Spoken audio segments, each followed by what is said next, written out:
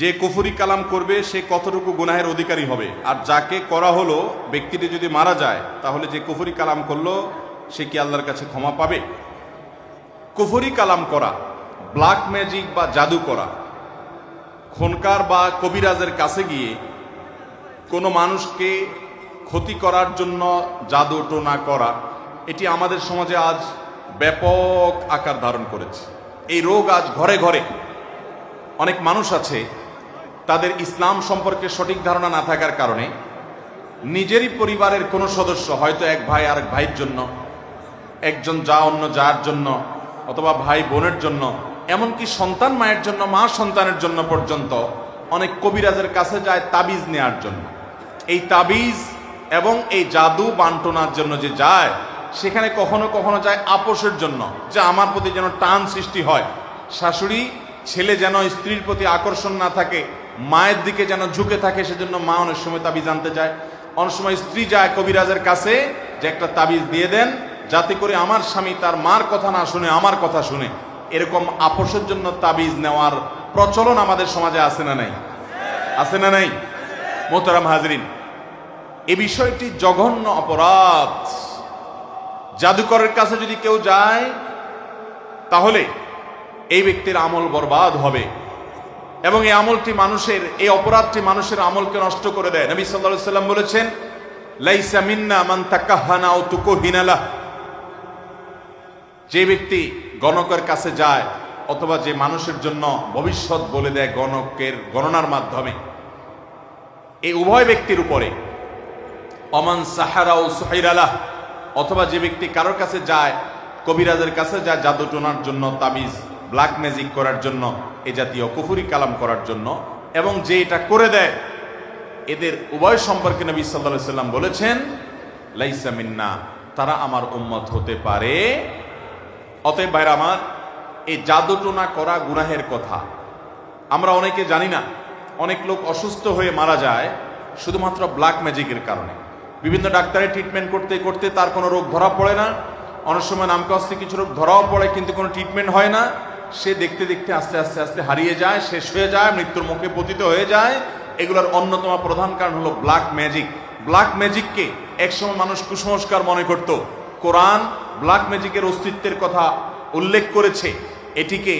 এটিকে আজ পৃথিবীর মানুষ অস্বীকার করার কোনো সুযোগ পাবে না, কারণ আজ আধুনিক পৃথিবীতেও ব্ল্যাক ম্যাজিকের প্রচলন বহু পরিমাণে হয়।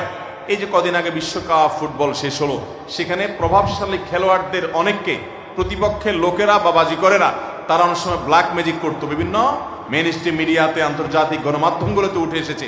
আমি নিজেও এরকম অনেকগুলো প্রতিবেদন পড়েছি। তাহলে বোঝা গেল ব্ল্যাক ম্যাজিকের অস্তিত্ব পৃথিবীতে আছে। মানুষের ক্ষতি করার জন্য ব্ল্যাক ম্যাজিকের ব্যবহার বেশিরভাগ ক্ষেত্রে হয়ে থাকে। অতএব নিজের ছেলেকে, নিজের স্বামীকে, নিজের ভাইকে, বোনকে, পরিচিত অপরিচিত মানুষকে অনেক সময় শত্রুতা থাকলে তার বিরুদ্ধে ক্ষতি করার জন্য কবিরাজের কাছে যায়। কবিরাজরা বিভিন্ন রকম কুফরি কালাম করে ব্ল্যাক ম্যাজিক করে থাকে, মানুষকে শারীরিকভাবে, আর্থিকভাবে ধ্বংস করে থাকে। কোনো মেয়ের জন্য বিয়ে না হয়, ব্ল্যাক ম্যাজিক করা হয়, বিয়ে হয় না, একের পর এক আসে কিন্তু বিয়ে কোথাও হয় না। ঠিক একইভাবে কোনো মানুষকে ব্ল্যাক ম্যাজিক করার পর তিনি অসুস্থ হয়ে পড়েন, আস্তে আস্তে শুকিয়ে যান, কোনো রোগ ধরা পড়ে না, রোগ ধরা পড়লেও ট্রিটমেন্ট হয় না, লোকটা আস্তে আস্তে মৃত্যুর কোলে ঢলে পড়েন। এরকম ব্ল্যাক ম্যাজিক আমাদের সমাজে আজ অহরহ হচ্ছে। আপনি ফেসবুকে গেলে দেখবেন তান্ত্রিক অমুক কামরূপ কামাখ্যা থেকে প্রশিক্ষণ প্রাপ্ত, দেখছেন না? দেখেন নেই? এগুলো সবগুলো ব্ল্যাক ম্যাজিশিয়ান। ইসলামী দণ্ডবিধিতে, ইসলামী রাষ্ট্র যদি থাকে, ইসলামী বিচার ব্যবস্থা যদি থাকে, ইসলামী দণ্ডবিধিতে এই ধরনের অপরাধীদের শাস্তি হলো সর্বোচ্চ মৃত্যুদণ্ড। কারণ এরা গোটা সমাজকে ধ্বংসের দ্বারপ্রান্তে নিয়ে যায়, সমাজকে অস্থিতিশীল করে, সমাজে অশান্তি সৃষ্টি করে।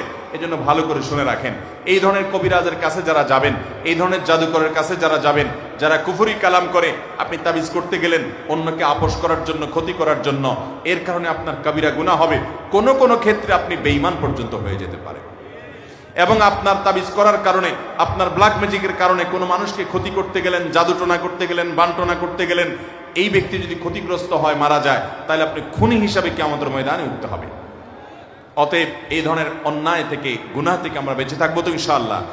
কোরআন থেকে আমরা শেফা গ্রহণ করতে পারি। আল্লাহ কোরআনে বলেছেন, ওয়ানুনাজ্জিলু মিনাল কোরআনি মা হুয়া শিফাউন ওয়া রাহমাতুল লিল মুমিনিন। এই কোরআন যে নাজিল হয়েছে, এটা ঈমানদারদের জন্য শেফা, এই শেফাটা গ্রহণ করার জন্য আপনি নিজে কোরআন তেলাওয়াত করে ঝাড়ফুঁক করতে পারেন। যে কোনো অসুখ আপনার হয়, যে কোনো মুসিবত আপনার হয়, এমনকি ব্ল্যাক ম্যাজিক আপনি আক্রান্ত, সূরা ফাতিহা পড়েন, নিজেকে নিজে ফু দেন, পানিতে তেলে পড়ে ফু দিয়ে সেটা আপনি শরীরে প্রয়োগ করেন, পান করেন, ব্যবহার করেন, ইনশাআল্লাহ বিইذনিল্লাহ যেই কোনো দুরারোগ্য ব্যাধি থেকে আল্লাহ তাআলা আপনাকে আপন অনুগ্রহে শেফা দান করবেন।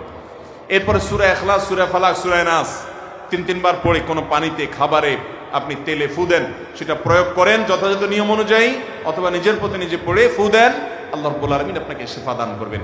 কোরআন থেকে শেফা গ্রহণ করা এটা জায়েজ আছে, নবী সাল্লাল্লাহু আলাইহি ওয়াসাল্লামও করেছেন, সাহাবায়ে কেরামও করেছেন।